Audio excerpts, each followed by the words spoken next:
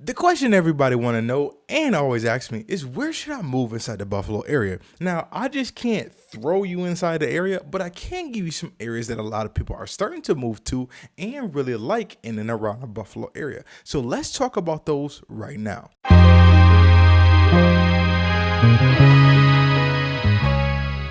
What's going on, you guys? I hope all is well as always. And in today's video, we're really going to be talking about the 5 areas that a lot of people are starting to move to. So where people are really starting to buy a lot of homes inside these top 5 areas. Why that is, I'll give you not only some statistics, but also my opinion on why a lot of people are moving into these specific areas. Just from someone who's boots on the ground every day, selling real estate and just knowing the Buffalo area. Number 1 will have to be Cheektowaga, specifically in a 14225. Not pushing so much to the 14227, as homes out there are a little bit more expensive. But it's really that 14225 zip code is really that next step up out the city. For instance, let's call it that. It's that really like that moving on up kind of zip code. And the reason why that is it's still very safe. It's still, quite frankly, affordable, and the schools are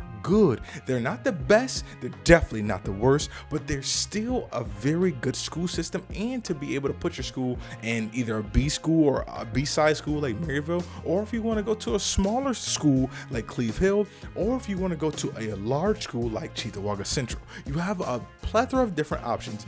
But the centrality of Cheektowaga, the affordability, the safeness with still a very good school system, it's a lot of people's dream, especially when it has that opportunity to be able to still afford a house. Houses in the Cheektowaga area, you can still range from as low as probably like 150 all the way up to starting or list price at about 225 inside that 14225. Now, things have climbed across the board in that area because the desirability in the Cheektowaga area, specifically that zip code, has been so high. And you guys know it's in the center of everything. You're 5 minutes away from the mall, 7 minutes away from the airport, and you can get to anywhere you need to, downtown, west side, east side, in about 10 to about 15 minutes. Now, number 2 on this list would have to be Amherst, specifically in the 14226. Now, these zip codes 225 and 226 are right next to each other. Literally, if you're on Cleveland Drive and you taking Huxley or Roycroft or Darwin on one of them streets, the last 3 houses on some of those streets when you get into Worley is Amherst. The first 20 houses on that block is Cheektowaga. So they're literally right next to each other. But the taxes are definitely different between those two. Cheektowaga just had a reassessment and people went crazy, lost their mind completely. I'm telling you. Not so much that the people lost their mind, but whoever was issuing these reassessments have lost it completely. Like, they were basing stuff off Zillow. Anyway, that's another topic. But 14226 is definitely that next best step up after Cheektowaga. And I'm not saying that in a classification or hierarchy or anything like that. It's just that the housing is a little more expensive when it comes to Cheektowaga versus Amherst. If you're talking about the 14226, and a lot of it has to do with because of Edgarville, Snyder, and LeBron, those 3 neighborhoods really pop up the average a lot. But you get the greatest school system probably in Western New York besides your Orchard Parks or Clarence, which is the Amherst School District, which is amazing. Williamsville, Clarence, and Orchard Park will probably be the top 3. After that, it's generally always Amherst. So you get a great school district, you get still affordable housing. You get number 3 on this list is not shocking to me, especially right now. There's been many homes up for sale in this area, and that is the town of Tonawanda. What specific zip code? 14150. Now, I think a lot of people are moving over here because of the proximity to Niagara Falls Boulevard. So that Brighton, St. Amelia's, Green Acres, that area up there is really a been a huge turning point for a lot of people really getting closer. You know, Buffalo people don't like to drive nowhere, so getting close to a lot of those proximities, amenities, on the Niagara Falls Boulevard. Literally, you have every single thing you need on Niagara Falls Boulevard.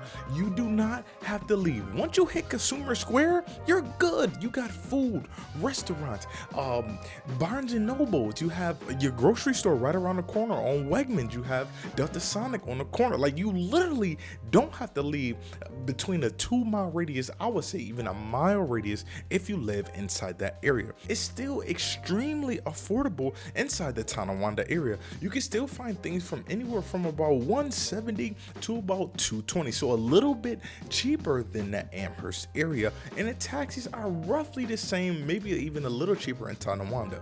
Only thing is, Tonawanda, you don't have as nearly as much diversity as you would in, say, an Amherst school system. Even if you go to Amherst Central High, you definitely won't have the same amount of diversity for your children if you go to Tonawanda High School. Number 4, which this actually did shock me quite a bit, only because of the high taxes that you do pay once you start to move into the zip code, which is 14224, or better known as West Seneca. Now, West Seneca has the highest property tax right now of any of the suburbs, communities, neighborhoods, you name it, zip codes. They have the highest tax right now in and around the Buffalo area, especially for those people who like that. I always describe it as that suburban/country feel. Parts of West Seneca are it feels like you're almost rural, but it's still suburban. And then other sides, once you start to get close to Southgate Plaza, it still feels that kind of suburban-y feel to it. But the great thing about this, you do get out to West Seneca. I think you get a little more land for your dollar, especially being on the average inside that zip code is only $240,000 for a home. So that's vastly affordable when our average of August 2022 is only sitting at around 230 to about, I think that just bumped up in September to about 241.5, just because things are still going crazy over asking. With that does come a lot of greenery and a lot of parks, festivals. There's always something going on literally in West Seneca. And last but not least, this one is no surprise. I'll kind of always save this one for last, but the zip code of 14221, which is better known as Williamsville. And this goes to no secret, it's the best school district around. People always want their kids to be in the best school district, hence why everybody's moving into the Williamsville area. And the second thing, especially the closer you move to Main Street, the more walkable it gets. If you're over by Hopkins Road or things like that, it's not nearly as walkable. But if you're closer to Main Street, like just coming out to 226, it's a crazy walkable area. You walk up and down Main Street, music on Main, all the bars, all the restaurants, a Brightsmith brewery. You do have to have a little bit of money moving to this area because the average housing cost is probably the highest on this list, which sits around $355,000. Now, is there still affordable homes in Williamsville? Yes, or in the zip code, I should say. Yes, for sure. Out of the 528 homes that we looked at, about 158 of them were in between 300,000 and about 200,000. So there's still plenty of opportunity to get in there at a still affordable rate, especially because those houses are only going up. They're not coming down. I can tell you that right now. So you still have the opportunity to get in there at a pretty affordable rate if your price point is anywhere between 300 to about 200,000. As always, I hope you guys really enjoyed this video.